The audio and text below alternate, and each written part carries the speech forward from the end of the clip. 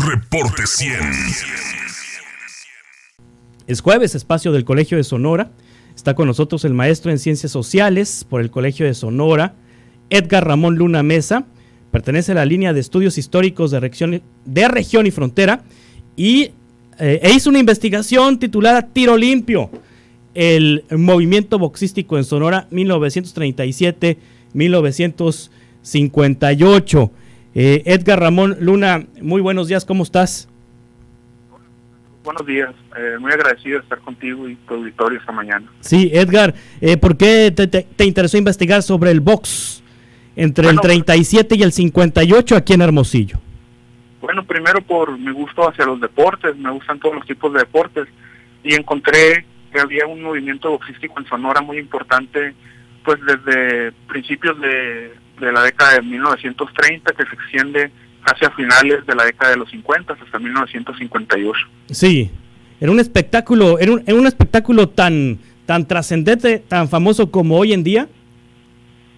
Bueno, no, eran diferentes las circunstancias. Sí. No tenía, bueno, ya el boxeo ya se había quitado el desprestigio que tenía a principios de siglo. A principios de siglo era visto como un deporte atroz, salvaje, inhumano. Ya para esos tiempos, a principios de la década de los 30, el boxeo o los boxeadores ya tenían un prestigio de celebridades. En Hermosillo, incluso algunos de los campeones mundiales ya ganaban algunos millones de dólares. Pero en Hermosillo apenas comienza el boxeo, comienza poco a poco a ganarse un lugar dentro de los espectáculos públicos y se convierte, claro, en un deporte trascendental. Incluso la modalidad profesional acapara el segmento deportivo, más allá del béisbol, ¿no? Aunque el béisbol era practicado en el sector amateur, en Hermosillo el boxeo profesional pues tenía muchos seguidores. Sí. Tanto seguidores y detractores, ¿no? Sí, hablas del movimiento boxístico en Sonora 1937-1958, esto incluye Hermosillo y qué otras ciudades del estado. Bueno, principalmente Hermosillo sí. Concentraba la mayoría de la actividad, pero poco a poco se extiende hacia otras localidades, o tienen las distintas poblaciones tienen una función también que proveen algunas figuras, pero sobre todo se concentra en Hermosillo. Sí. Algunas como Nogales funcionan como plazas alternas por la cercanía con la frontera. Guaymas también tenía una temporada local, pero lo fuerte del movimiento se concentra en Hermosillo. Sí, así se logró establecer el boxeo como un espectáculo deportivo en Hermosillo. Y también hablas, Edgar Ramón Luna Mesa, en tu investigación Tiro Limpio, el movimiento boxístico en Sonora 1937-1958, la relación que hubo entre promotores mexicanos y promotores estadounidenses en el desarrollo del boxeo sonorense. ¿Qué relaciones había? ¿Qué relaciones se formaron entre los promotores mexicanos y los promotores estadounidenses? Bueno, aquí en Hermosillo la promoción boxística la llevaba Oscar Romo, decían Oscar el Chapo Romo. Él comienza a principios de los 30 a promover el boxeo en esta ciudad. Poco a poco se va relacionando con distintos personajes, primero con los promotores de la costa del Pacífico, lo que permite la llegada de boxeadores sinaloenses a la localidad. Con ello aumenta el espectáculo, la gente puede recibir una mejor calidad en los combates, se empiezan a foguear los boxeadores sonorenses. Después llega un momento donde los boxeadores sonorenses, algunos van a la Ciudad de México y aumenta su categoría como peleadores también. Tony Marr, que es el primer campeón nacional del estado de Sonora, por patrocinio de los hermanos Hofer, los herederos de las cervecerías de Sonora, recibe instrucciones con George Blake, un entrenador de Los Ángeles, California, que dentro de su tenía varios campeones olímpicos en la Olimpiada de París de 1924, y ahí es donde Tony Marr recibe un estilo científico que no se conocía hasta la época, o bueno, que aquí era poco común encontrarlo. No había ese adiestramiento que consiste prácticamente en los movimientos de cintura, los movimientos de cabeza, que con ese estilo Tony Marr logra imponerse en los escenarios de la Ciudad de México, y a través de los buenos resultados hay una se cree una colaboración entre los promotores de la Ciudad de México y el promotor sonorense, lo que permite también ahora la llegada de los boxeadores de la Ciudad de México capitalinos a las arenas de Hermosillo. Sí, ¿en dónde estaban ubicadas las arenas en Hermosillo? Bueno, principalmente son 4 arenas donde el movimiento boxístico tiene mayor cabida. Primero es la Arena La Pagoda, que hoy es el actual Hotel San Alberto. Sí. Después es la Arena Juárez, enfrente del Jardín Juárez, estaba entre medio del cine lírico y el cine nacional. Después sigue la Arena Sonora, donde hoy están ubicados los transportes para la costa de Hermosillo. Es por la misma calle Sonora, y es la misma calle, la Arena Sonora y la Arena Juárez estaban por la misma calle Sonora, ahí en el centro de la ciudad, solo que una enfrente del Jardín Juárez y la otra hoy ubicada donde están los transportes a Bahía de Quino, a la costa de Hermosillo, y la última es el Cine Arena. El Cine Arena está en la colonia 5 de Mayo, por la calle Veracruz, bueno, estaba en ese tiempo. Sí, ahorita mencionabas algunos personajes emblemáticos de esa época, entre el 37 y el 58, Óscar el Chapo Romo, me imagino papá de Óscar Romo Salazar, quien recientemente falleció. Así es. Tony Marr. ¿Qué otros personajes puedes citar de aquella época del movimiento boxístico sonorense? Bueno, el movimiento boxístico sonorense se juntan varias estrellas, ¿no? O sea, son varias estrellas. Los principales serían el Chapo Romo, Óscar el Chapo Romo, papá de Óscar Romo Salazar. Después Tony Marr, que sería el primer campeón nacional. Él vivía en el Callejón del Río, donde está el edificio de la Procuraduría. Después Chucho Llanes, fue también un peleador, después se convirtió en entrenador de la Casa del Pueblo. Otro muy famoso que fue Paulino el Menudero Montes, cuarto ligero del mundo en 1948, del barrio del Mariachi. Entre otros están Kit Filipino, Memo Llanes, hermano de Chucho Llanes, y Regino Águila. Y atrás de ellos son varias camadas de boxeadores que acompañan a todos, que ellos digamos son los más representativos, pero aparte de ellos están pues otros, Baby Escalante, Baby Escobar, y la lista sigue, ¿no? Sí, esta lista amplia de personajes, de boxeadores del movimiento en Sonora, trasciende a nivel nacional, trasciende a nivel internacional. ¿Quiénes de estos personajes brillan en el mundo, brillan en el país? Bueno, el movimiento trasciende hacia los dos ámbitos, ¿no? En el ambiente nacional y en el ambiente internacional. También en un contexto de la Segunda Guerra Mundial, el peleador mexicano se va a revalorizar. Los peleadores americanos los veteranos se están retirando y los más jóvenes están siendo reclutados a los diversos campamentos militares. En este contexto, los boxeadores sonorenses acaparan, digamos, las ciudades, pelean como peleadores estrella, como en los principales auditorios de California, en el Olympic Auditorium, Legion Stadium, también en Texas tenían buen cartel, incluso, y después también, o sea, al mismo tiempo estaban viajando hacia Estados Unidos, a la Ciudad de México, y los que tienen éxito pues son los que acabo de mencionar. Tony Marr era estelarista en Los Ángeles, California, en la Ciudad de México, lo mismo que Paulino Montes. Kit Filipino también tenía mucho reconocimiento por Texas, y también los peleadores mexicanos venían a las arenas hermosillenses. Eso es cuando Hermosillo era una pequeña población de alrededor de 30,000, 40,000 habitantes. Sí, Edgar Ramón Luna Mesa, ahorita mencionabas a la familia Hofer como una de las familias que patrocinaba este movimiento boxístico.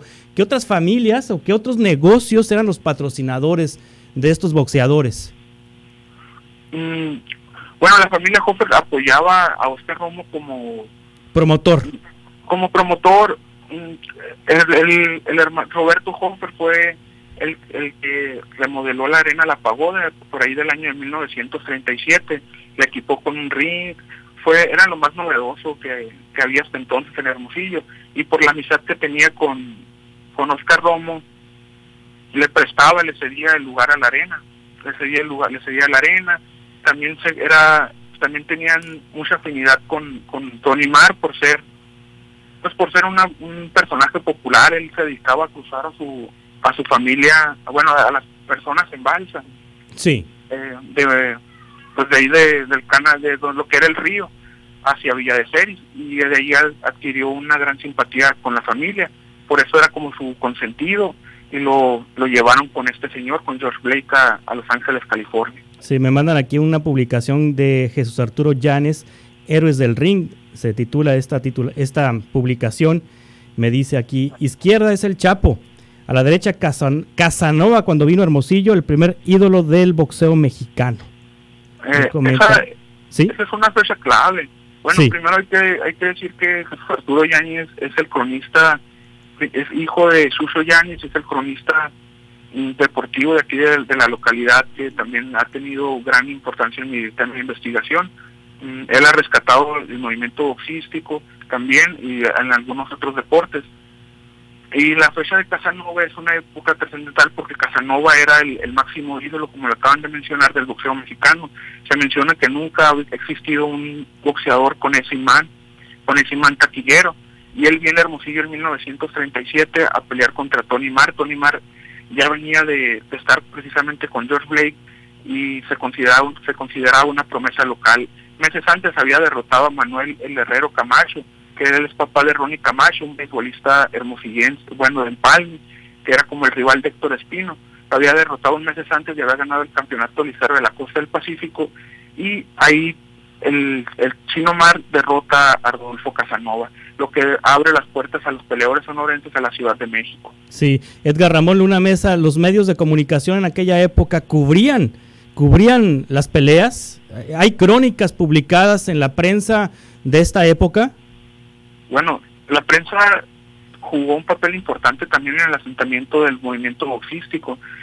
Periódicos como El Pueblo, que era publicado por Israel González, o El Imparcial, tenían mucho seguimiento hacia el boxeo profesional, ya sea en sus distintas arenas. Los periódicos de la Ciudad de México también aparecían los boxeadores sonorenses, como tenían cartel de estrellas en la época de los 40, eran cubiertos por, bueno, los cronistas deportivos cubrían a los boxeadores sonorenses, sus peleas. Tony Marr fue 2 veces campeones nacionales y aparecen en distintos periódicos de la capital, incluso los periódicos americanos. Ahí también aparecen los boxeadores sonorenses, sí. Tony Marr, Paulino Montes. De la prensa americana yo pude rescatar algunas fotografías, imágenes que se encuentran al final de mi investigación. De todas esas estrellas del boxeo sonorense entre 1937 y 1958, que nos has mencionado a muchos personajes, ¿tienen familia, su familia actual, sus herederos actuales, tienen información, tienen fotografías, tienen películas, tienen documentos? Y esto va hacia la siguiente pregunta que te quiero hacer, Edgar. ¿Cómo recopilaste esta información? ¿Platicaste con los familiares? Bueno, lo recopilé de varias maneras. Sí. En primer lugar, pues debo agradecer al personal de la hemeroteca de la Universidad de Sonora, que me facilitaron pues consultar el material. Como le mencioné ahorita anteriormente, pues la información sobre todo la década de los 40, 30, finales de los 50, hay mucho seguimiento al boxeo, ahí pude recopilar la información. Algunos familiares me hicieron llegar algunos archivos, fotografías, recortes que tenían ellos, sobre todo la familia de Tony Marr. Y el señor Oscar Romo Salazar me entregó, antes del inicio de la pandemia, me entregó un CD con una grabación de 20 horas hecha por el periodista Jesús Cata Vilés en mayo de 1986 con su padre, con Oscar Romo, de donde ahí la tuve que transcribir para recopilar anécdotas, datos. Sí, ¿qué anécdotas se cuentan en este video, en esta película que te compartió Oscar Romo? Sí, es una grabación que cuentan muchas anécdotas, ¿no? Sobre cuando llega Paulino Montes a tocar a la puerta del promotor de su padre con cargando unas ollas de menudo, y el promotor, el Oscar Romo, le ve los puños grandes y los nudillos fuertes, grandes, y después lo invita a una pelea de boxeo, a una función de boxeo. Participa Paulino y le ven el talento nato, por eso le ponen Paulino el Menudero Montes, que se volvió así como en el sentido de la afición. También pues la anécdota más recordada es aquella cuando le encargan a Oscar Romo realizar una función a beneficio de los niños pobres en Navojoa, hecha por el Club de Leones. Ahí estaba programado para pelear Tony Marr contra Willie Johnson, que era un afroamericano que había venido con Georgie Cousin a inaugurar la Arena Sonora. La persona que iba a ir por Willie Johnson llega y le dice al Chapo Romo que se había ausentado el peleador afroamericano, se había ido con la recamarera del hotel donde estaba hospedado, se había ido a Mazatlán, habían contraído romance. La solución para no dejar abajo la función es pintar a un boxeador aquí filipino que era muy moreno, lo pintan de negro, con una grasa que tenía el dueño del local, de la arena. Estaba a punto de llover, suben hacia el peleador y round a round no contaban con que los guantes se iba a ir despintando poco a poco, se le iba a ir quitando la grasa al supuesto afroamericano, ¿no? Y aparte estaba la amenaza de lluvia y el Chapo le tiene que decir, Tony,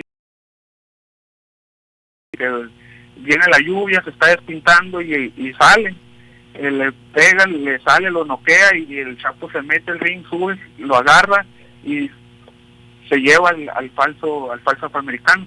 La gente lo reconoce, ¿no? Se dan cuenta de que le van quedando manchas, pero ahí se inmortaliza la fama de Oscar Romo como un promotor bandido, chusco, que eso también era parte del ambiente, ¿no? A pesar de que pues Oscar Romo traía lo mejor del boxeo, de los boxeadores sonorenses, lo traía Hermosillo, pero esa anécdota ya queda así como que inmortaliza su fama de promotor bribón.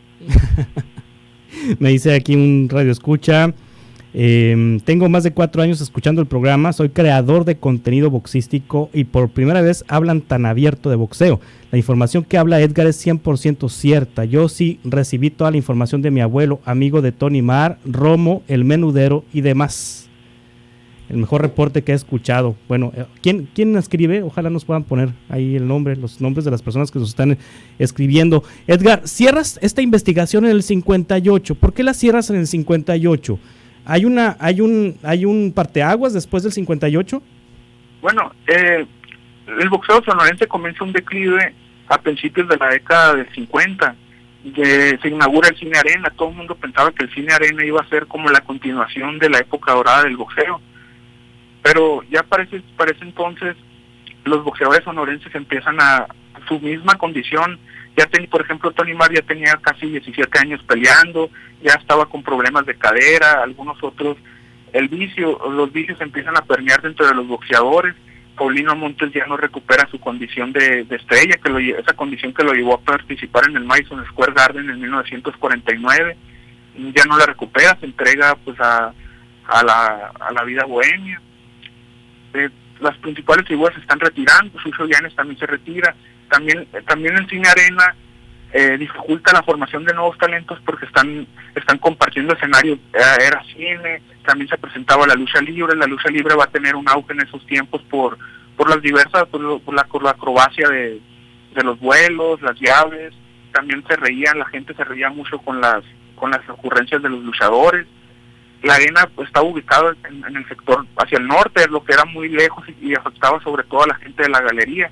Entonces el boxeo empieza a declinar, Oscar Romo se retira por un breve tiempo y ya el boxeo no puede volver a retomar el nivel que había conseguido durante la década de los 40. La década de los 40 el boxeo había una tradición los viernes, donde eran funciones ininterrumpidas, donde en rara ocasión fallaba que el viernes dejara de haber boxeo en Hermosillo. Todo esto dificulta pues la continuación del movimiento y termina por ya pasar a otra etapa. Ya no están estas figuras, estos campeones nacionales,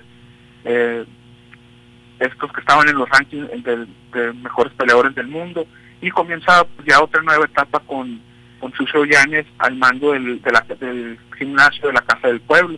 Entonces en 1951 se decía, hay un homenaje a Oscar Romo por sus 25 años de trayectoria como promotor. Entonces ahí yo cierro como que el capítulo de la época dorada del boxeo mexicano. En el ring están, pues en ese día se reúnen todos sus boxeadores, Paulino Montes, Baby Escobar, lo homenajean, llegan varios telegramas de todo el gremio boxístico, de George Parnassus, de la gente de la Ciudad de México, Jimmy Fitten, donde le extienden su reconocimiento a Oscar el Chapo Romo. Sí, Edgar Ramón Luna Mesa, dice Ana Rosa, mi papá peleó con Tony Marr y lo mencionaba mucho, pregúntale si aparece en su libro Juan Casas, le decían el negro Casas. Felicidades por la entrevista de Edgar Ramón Luna Mesa sobre el boxeo, que habla también de don Oscar Romo Kraft, pionero del box en Hermosillo, y yo soy cuñada de Oscar Romo Salazar, que en paz descanse, dice Lilia. Eduardo Zamora es quien dice que la información que habla Edgar es 100% cierta. Otros boxeadores de Hermosillo, Manuel Tarazón, Paulino Montes y otros más. Juan Carlos, que te mencione tu invitado a Tony Pérez, Francisco Cancio, el Gasolín López, auténticos de aquí de Hermosillo, dice Sergio. Bueno, está participando mucho la audiencia. Esta investigación, Edgar Ramón Luna Mesa, tiro limpio, el movimiento boxístico en Sonora 1937-1958, ¿en dónde la podemos consultar? ¿Será una publicación? ¿Será un libro? Bueno, espero yo que se pueda publicar en estos meses que vienen, pero por lo pronto la pueden consultar en la biblioteca del Colegio de Sonora, en el repositorio de tesis. Bueno, también para contestar a tu audiencia, los peleadores que acaban de mencionar son peleadores posteriores a 1958, donde yo concluyo mi investigación, pero por ejemplo Francisco Cancio y Tony Pérez fueron esos producto de la promoción de la Casa del Pueblo, que estaba bajo la tutela de Chucho Llanes. Tony Pérez le gana aquí en una decisión polémica al Mantequilla Nápoles, que después se va a convertir en campeón del mundo.